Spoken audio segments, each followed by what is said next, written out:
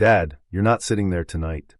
My daughter-in-law said it so calmly that, for a second, I thought I had misunderstood her. Then she pulled the chair away from the head of the Thanksgiving table. 32 people were watching. My son stared at his plate. Nobody defended me. I looked at that empty space where I'd sat beside my wife for 27 years, and something inside me quietly broke. But I didn't argue. I didn't raise my voice. I simply smiled, folded my napkin, and stood. Because what they didn't know was that, 3 weeks earlier, I had discovered something hidden inside my own house. Something that had convinced me my family wasn't trying to embarrass me. They were trying to erase me. My name is Arthur Bennett. I'm 67 years old. For 43 years, I owned a chain of home supply stores across northern Iowa.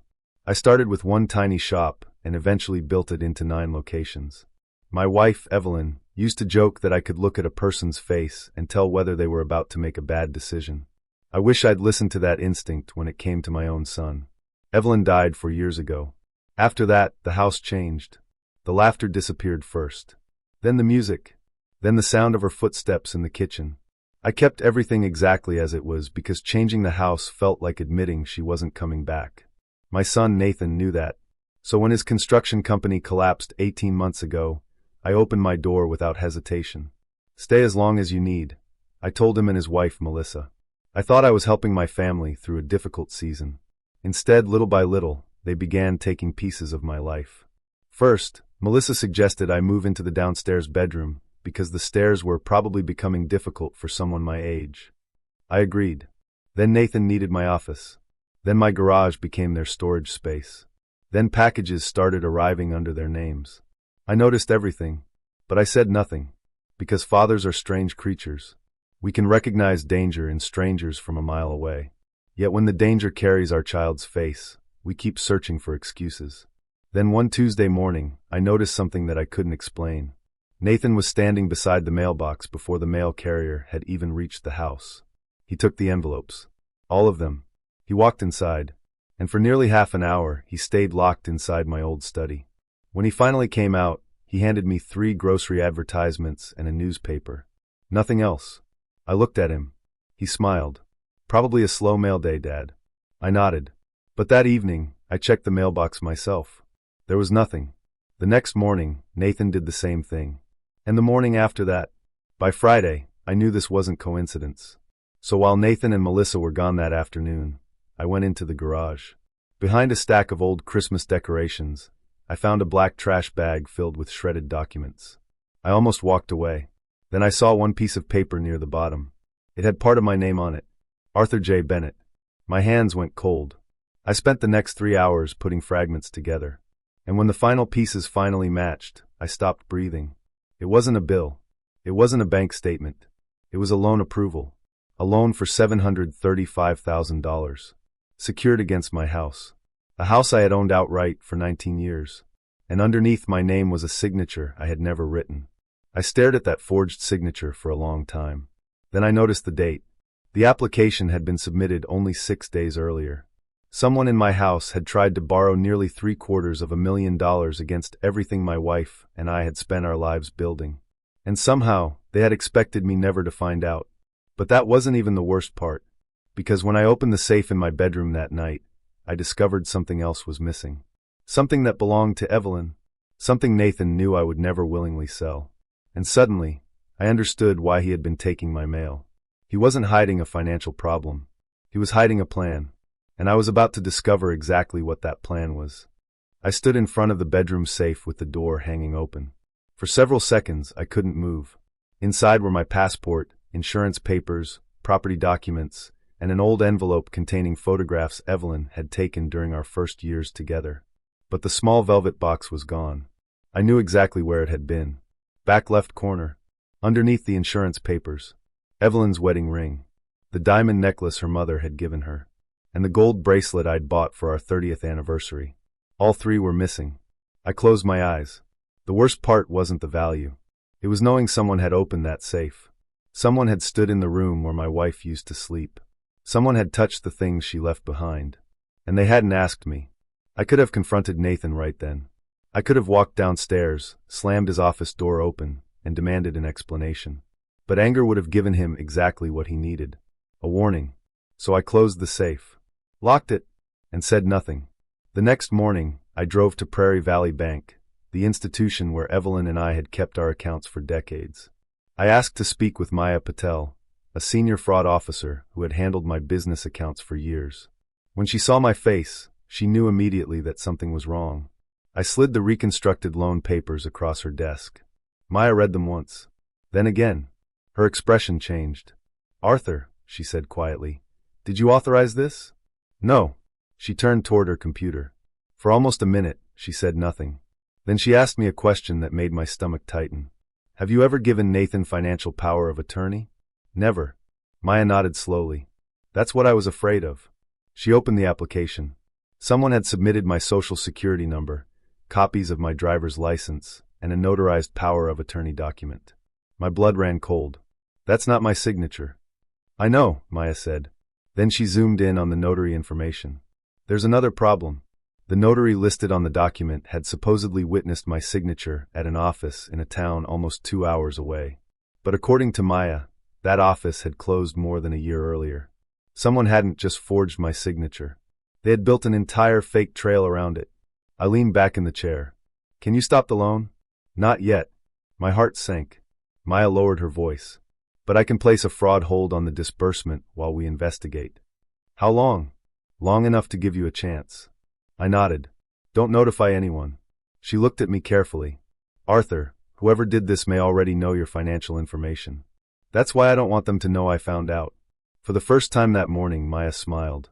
"Then we do this quietly." The fraudulent loan was frozen.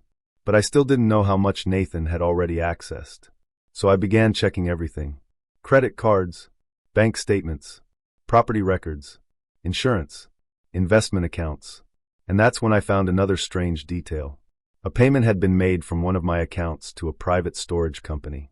The amount wasn't enormous, only $4,860. But the account number listed on the payment belonged to a storage unit registered under Melissa's name. I drove there that afternoon. The manager refused to give me access. So I sat across the street for almost 2 hours. Eventually, Melissa arrived. She wasn't carrying boxes. She was carrying a small black case. She looked around before unlocking the unit. Then she went inside. 10 minutes later, she came back out. The case was gone. I followed her car from a distance. She drove straight home. I returned to my house 20 minutes later and acted as if nothing had happened. That night, I heard Nathan and Melissa arguing upstairs. Their voices were muffled, but one sentence came through clearly. "We don't have much time left." I froze in the hallway. Then Nathan said something even worse. "If the bank releases the money, Dad won't be able to stop us." Us. Not him. Us. I quietly backed away before they could hear me. I went into the kitchen and sat alone at the table. For the first time since Evelyn died, I cried. Not because of the money. Not because of the house. Because I had spent my entire life believing that if I gave my son enough love, enough chances, and enough forgiveness, he would eventually remember what it meant to be my son. I was wrong. And the next morning, I decided to find out exactly what Nathan and Melissa were planning. So I bought 4 tiny cameras. I placed one near the kitchen, one facing the hallway, one outside the study, and one where I knew Nathan believed I would never look. Then I waited. For 9 days, nothing happened. Until the 10th night. At 1:17 in the morning, Nathan entered the kitchen alone. He picked up his phone. And what he said next made me realize the forged loan wasn't their real plan. The house wasn't the only thing they intended to take from me. They intended to take my freedom. At 1:17 in the morning, Nathan walked into my kitchen thinking everyone in the house was asleep. He was wrong. I was sitting in the dark hallway, barely breathing, listening through the small camera I had hidden near the doorway. Nathan held his phone against his ear. His voice was low. "We need another 10 days. A pause. "No. The bank hasn't released anything yet." Another pause.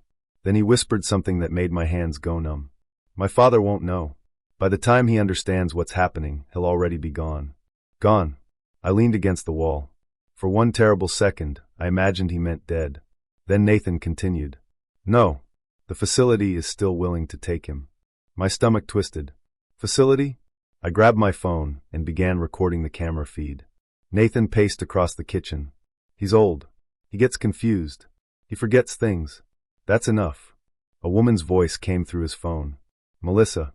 She wasn't with him, but apparently they were on the same call. Then she said something that made the entire plan suddenly clear. "What about the doctor?" Nathan answered, "He'll sign the evaluation." I covered my mouth. They weren't planning to steal my house and disappear. They were planning to make me look mentally incompetent. Once a doctor declared me incapable of managing my affairs, that forged power of attorney could become the key to everything. My property, my accounts, my investments, my business shares, my entire life. And the sickest part, they were apparently preparing a story to explain why.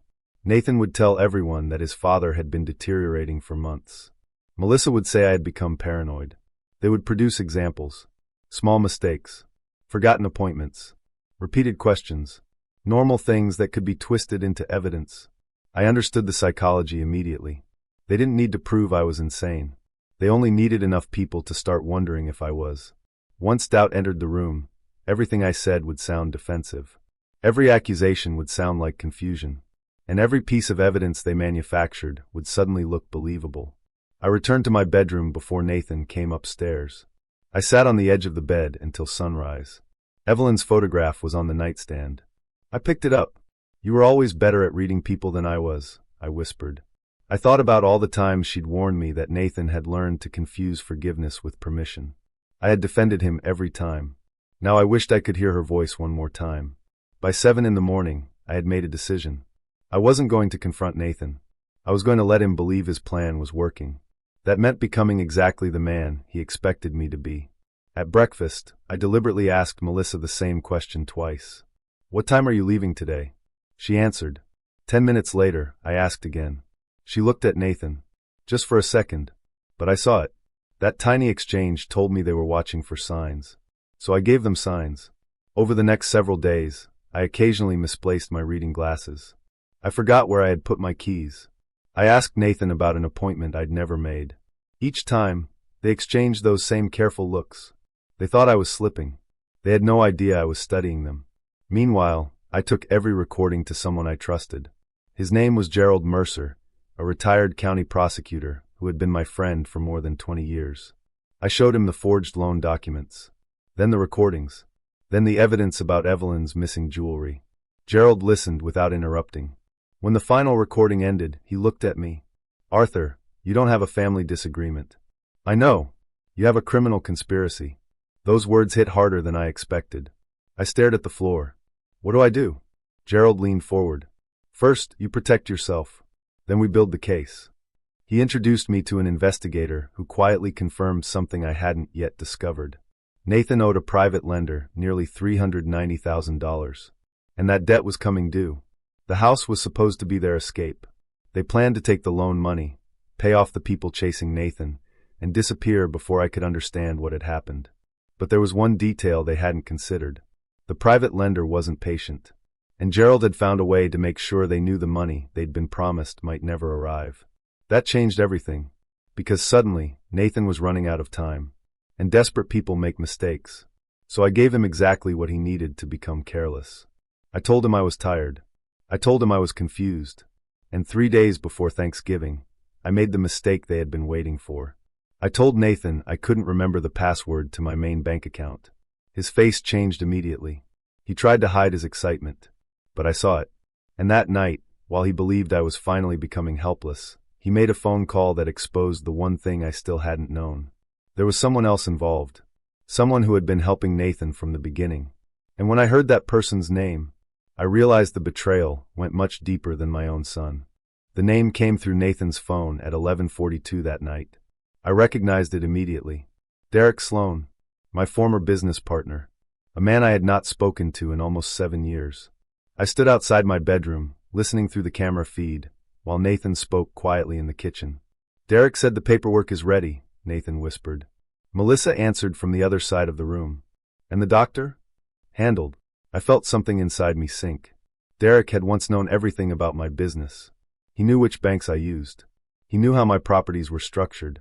He knew that the house was completely paid off. And years ago, before Evelyn died, he had asked me something strange. He had asked how much equity I had in my home. I dismissed the question at the time. Now it suddenly made sense. Nathan continued. "Once Dad signs the transfer, the house goes into the holding company." Melissa looked nervous. What if he refuses? Nathan laughed quietly. He won't. How do you know? Because he's my father. That sentence hurt more than anything else I'd heard that night. Not because Nathan believed I loved him. Because he believed my love made me predictable. He thought blood had made me weak. He had no idea that blood had made the betrayal hurt enough to change me. I quietly returned to my room. The next morning, I called Gerald. I told him Derek's name. There was silence on the other end. Then he said, "Arthur, don't contact him." I wasn't planning to. Good. Because if Derek is involved, this may be bigger than Nathan's debt. He explained that we needed to understand exactly how the documents had been created. So Gerald brought in a forensic investigator. Her name was Elena Brooks. She spent 2 days examining every document Nathan had touched. She found something I hadn't noticed. The forged power of attorney wasn't created recently. The original digital file had been created nearly 4 months earlier. For months. That meant Nathan's plan had started long before he moved money around. Before the cameras. Before the missing jewelry. Before I ever suspected him. Elena also discovered that the document had been edited on a laptop registered to my house. Nathan's laptop. But then she found something even more disturbing. The file had been sent from Nathan's computer to an email address I recognized. Derek's. I stared at the screen. So they were working together. Elena nodded. That's what the evidence suggests. Gerald leaned back. There may be another reason Derek is involved. What? He knows your business. I didn't answer. Because I suddenly remembered something from years earlier. When I retired from active management, I had transferred a portion of my company shares into a family trust. The trust was designed to protect the business for Nathan's future. But there was a condition. If I became legally incapacitated, temporary management authority could transfer to the trustee. And guess who I had appointed as backup trustee? Derek Sloan. My hands went cold. I had created the very door they were trying to walk through. The realization nearly broke me. I had spent decades building safeguards for strangers and clients. But I had never imagined my own family would search for the weakest clause in the life I'd built. Gerald looked at me. We can change the trustee. Not without triggering questions. Then we don't. He slid a folder toward me. We let them believe everything is still going according to plan. I stared at him. You want me to do nothing? No. He pointed toward the folder. I want you to make them think you're losing. That was the beginning of the most difficult performance of my life. At dinner, I became quieter. I forgot names. I asked Nathan for help opening an account I didn't actually need. I even told Melissa that I wasn't sure whether I had paid the property taxes. Her eyes lit up. She tried to hide it, but I saw the relief. They thought I was finally becoming the helpless old man they had planned to create. And because they believed that, they stopped being careful. 2 nights later, Nathan left his laptop open on the kitchen counter. I didn't touch it. I didn't need to. The camera captured him returning to the room with Derek. They stood beside the screen. Derek pointed at a document. Nathan smiled. Then I heard the sentence that changed the entire case. Once Dad is declared incompetent, the trustee can sign everything for us. Everything. The house. The company. My accounts. My life. I closed my eyes. For the first time, I wasn't thinking about revenge.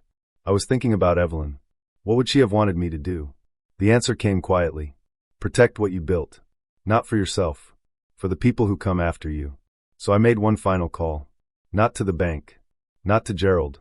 Not even to the police. I called the one person Nathan never expected to see at our Thanksgiving table. And I invited him personally.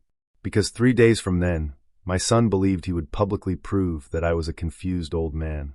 Instead, Thanksgiving was going to become the day his entire plan collapsed in front of everyone he trusted. And I knew exactly where I wanted him sitting when it happened. Across from me. The person I invited to Thanksgiving was Maya Patel, the bank officer who had frozen the fraudulent loan. I didn't tell Nathan. I didn't tell Melissa. And I certainly didn't tell Derek. They believed Thanksgiving would be their final step. I was going to let them believe that. For the next 3 days, I played the role they had written for me. A tired old man. A forgetful father. A widower who couldn't keep track of his own paperwork.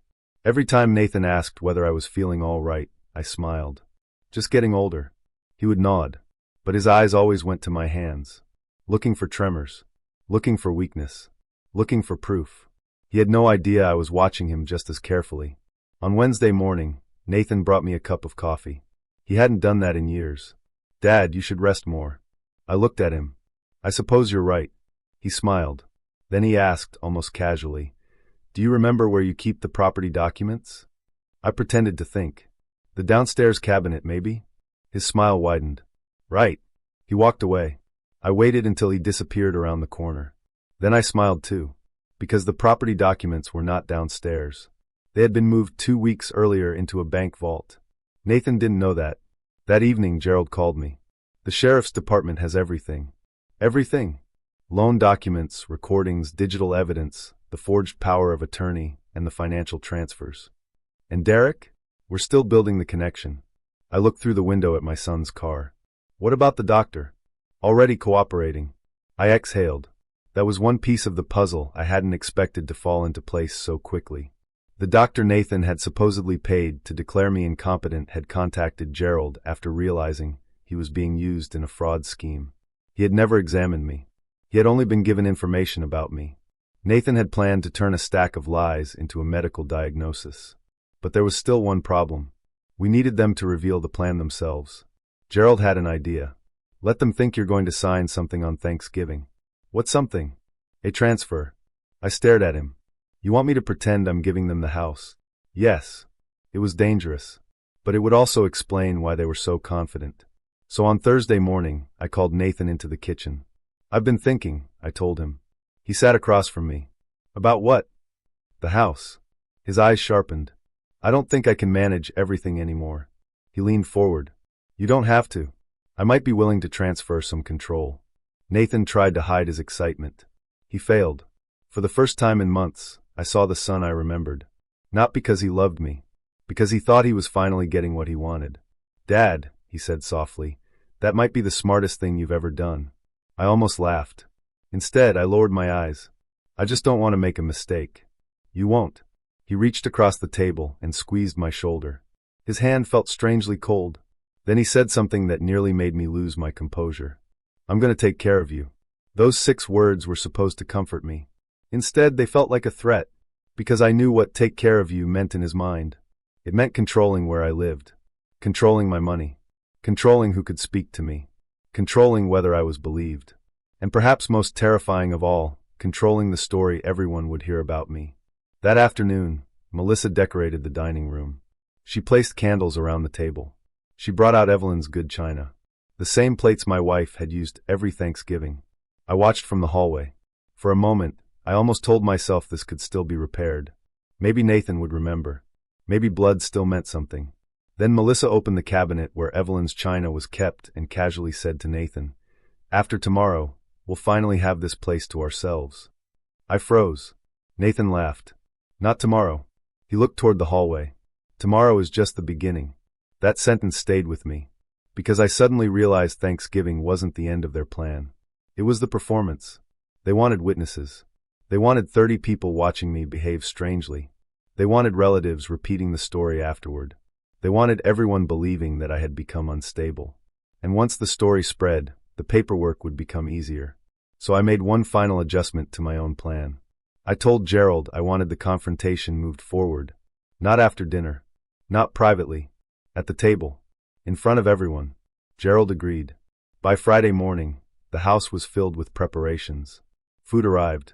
Cars began appearing. Guests I hadn't seen in years walked through my front door.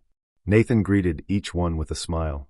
He looked confident, almost relieved. Then, just before dinner, he came into the hallway and whispered something to Melissa. I couldn't hear everything, but I heard enough. Once Dad sits down, start the conversation. Melissa nodded. What if he refuses? Nathan looked directly toward me. He won't. I smiled at him. Then I walked toward the dining room. The chair at the head of the table was waiting. So was everyone else.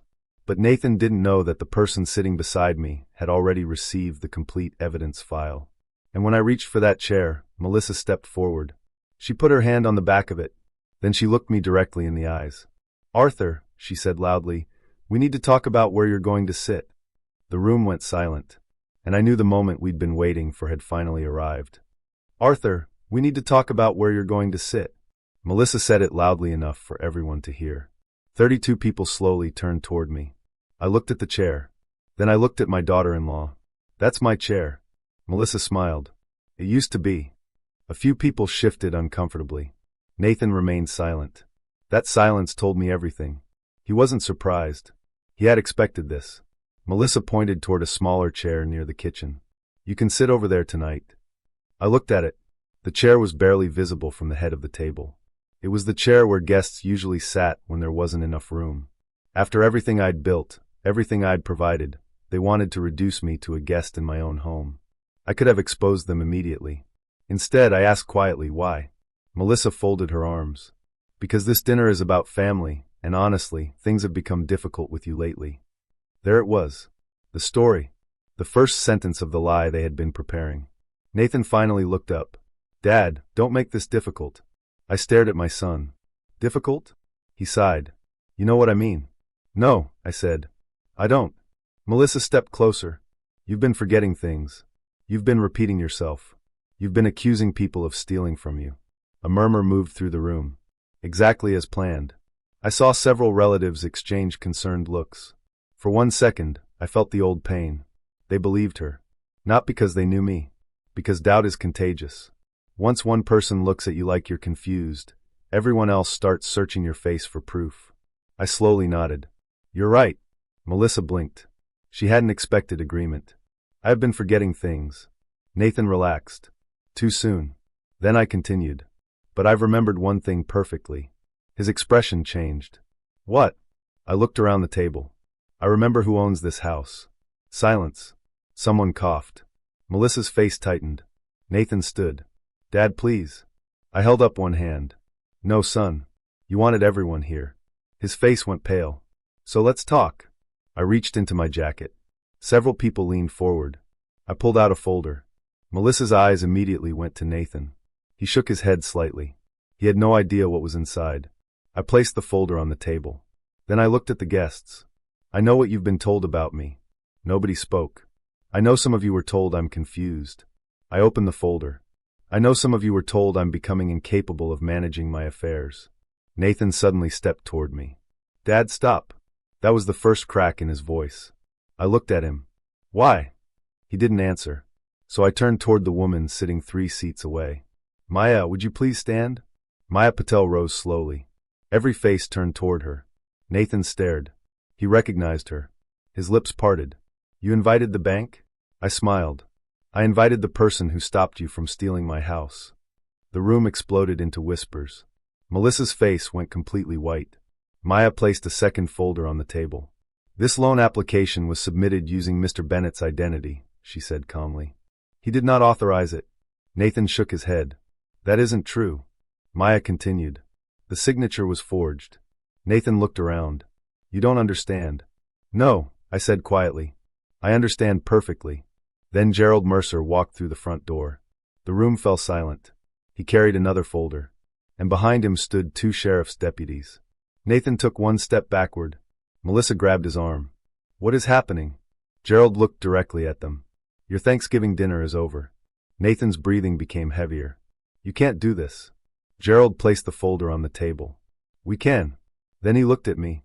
Arthur, are you ready? I nodded. Gerald turned toward the room. For the last 9 days, Arthur has recorded conversations inside this house concerning fraudulent financial documents, a forged power of attorney, and a plan to have him declared mentally incompetent. Nobody moved. Then Gerald pressed a button on his phone. Nathan's own voice filled the dining room. Once Dad is declared incompetent, the trustee can sign everything for us. A woman gasped. Someone dropped a fork. Melissa covered her mouth. Nathan stared at the phone as if it had betrayed him. But I wasn't finished. Because the next recording was worse. It was Nathan discussing my supposed memory problems. Then another. Then another. Every lie they had planned was now sitting in the open. I watched my son's face collapse. But then he looked at me. Not with fear. With anger. You planned this. I held his gaze. Yes. He stepped toward me. You recorded your own son? I swallowed hard. I recorded a man who was trying to steal my life. For the first time that evening, my voice cracked. And the hardest part, Nathan, was realizing that man was you. He looked away. The room became painfully quiet. Then Gerald opened the final folder. This isn't the only evidence. Nathan turned back. Gerald slid a photograph across the table. It showed Evelyn's missing jewelry. Found. And the person who had pawned it had left behind a name. Nathan looked at the photograph. His face changed. Because he finally understood something. We weren't here to argue. We were here because the evidence was already complete. And just when I thought the truth had finally reached its limit, Gerald looked at me and said something that made my heart stop. "Arthur, there's one more person we need to talk about." Then he turned toward the front door. And the man standing outside was the last person Nathan expected to see. The front door opened. Every conversation in the dining room stopped. A man stepped inside wearing a dark wool coat, his expression serious. Nathan froze. Melissa's hand slipped from his arm. I recognized him immediately. Derek Sloan, the man who had once helped me turn a failing hardware store into a profitable business. The man who knew my accounts. The man Nathan had secretly been working with. Nathan stared at him. "What are you doing here?" Derek didn't answer. He looked at me first, then at Gerald.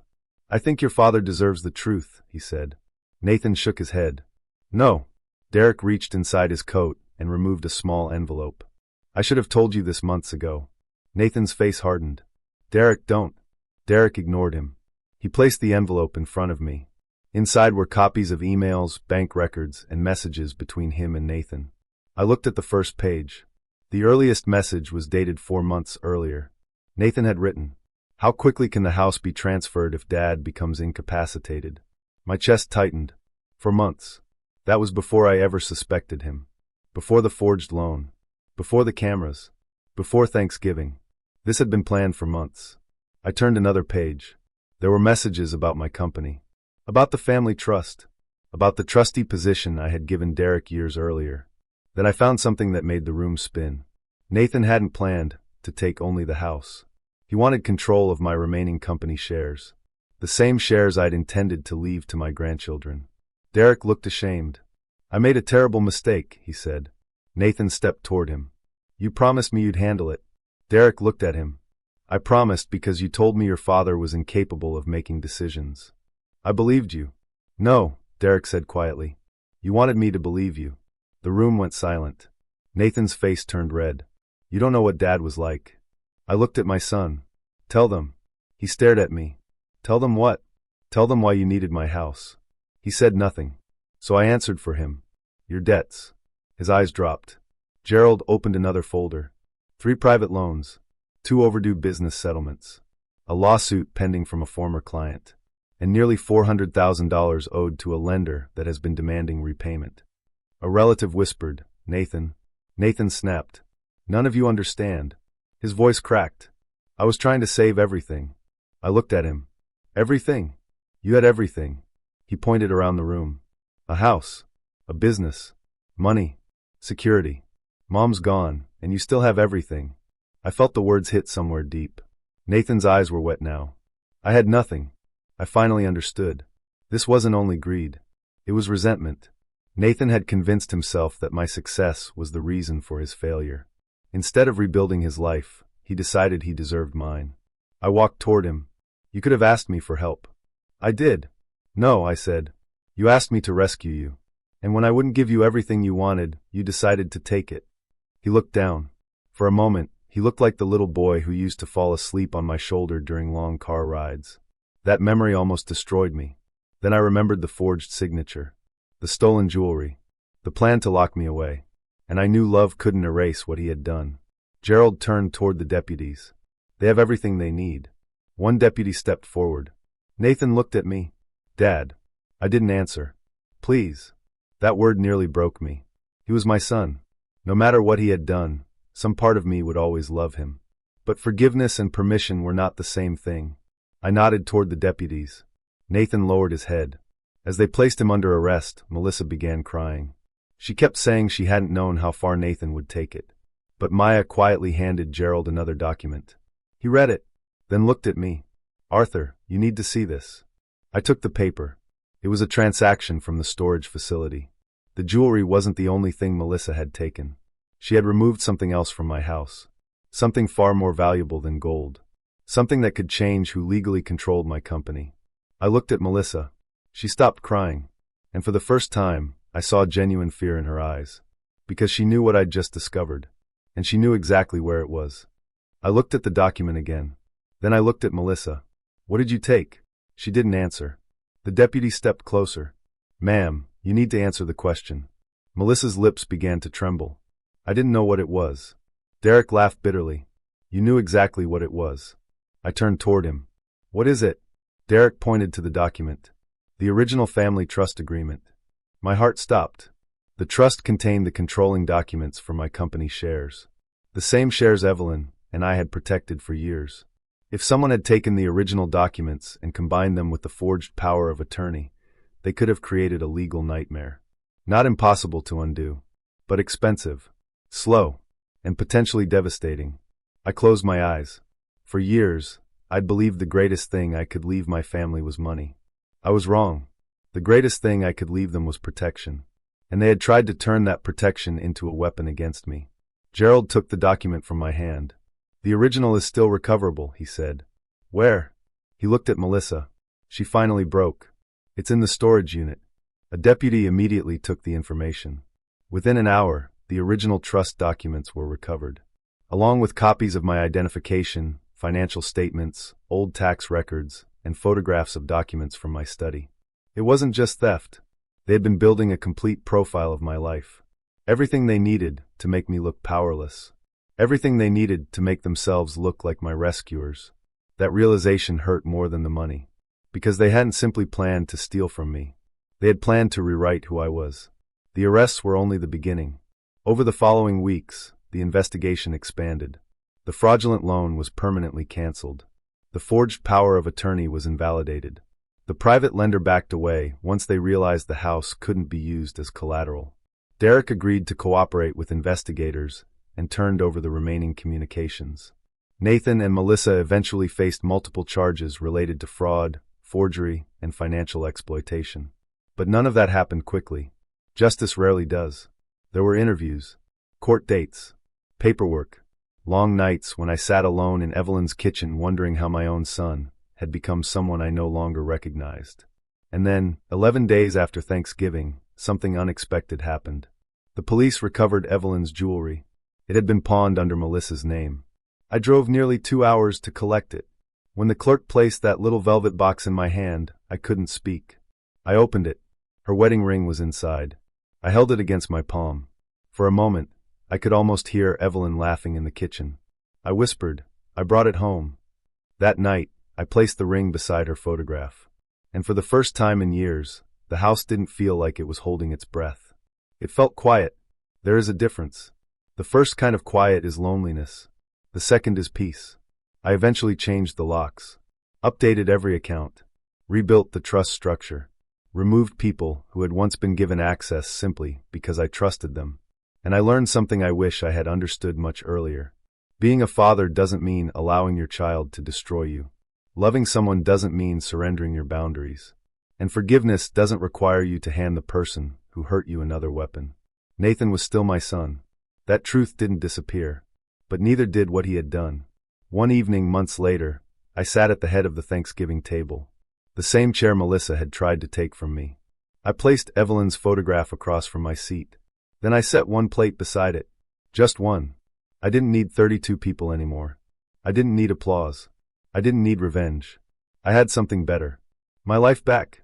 I thought about that night when everyone had watched me stand up and leave my own table. They thought they were humiliating me. They thought they were removing an old man who had become inconvenient.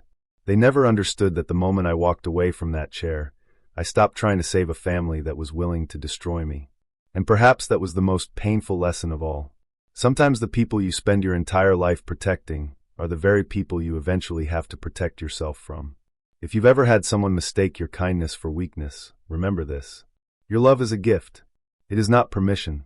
Your family may share your blood, but that does not give them the right to own your dignity, your home, your money, or your peace. I spent 43 years building my life. I wasn't going to spend the rest of it apologizing for protecting what I'd earned. I raised my glass toward Evelyn's photograph. To the life we built. Then I smiled. Because for the first time in a long time, the house was mine again. And so was I. If this story touched something inside you, tell me in the comments where you're watching from, and whether you've ever had to set a boundary with someone you loved. And remember, sometimes walking away from the table isn't losing your place. Sometimes it's the moment you finally realize you were the one who built it.